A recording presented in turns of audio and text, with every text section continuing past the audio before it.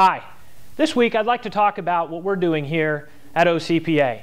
Just like you, we're trying to stay out of the summer heat. And so what are we researching? Well, we decided that since lawmakers in the state last year, from the governor on down to state house members, all said that a big focus was growing the economy in the state of Oklahoma, attracting business to the state and allowing businesses in the state to expand and provide more job opportunities for Oklahoma citizens.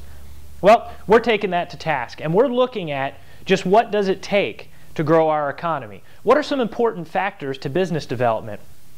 Some of the things we found are whether Oklahoma has protected core services or not in the last round of appropriations is not exactly very important to business.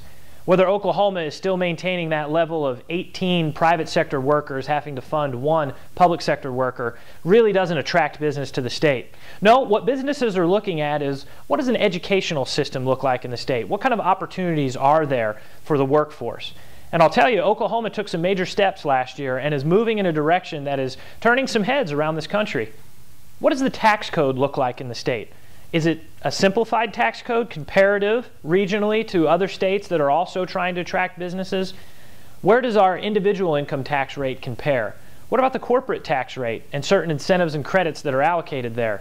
What about the property tax rate and how that is weighted with the individual income tax like we see in Texas?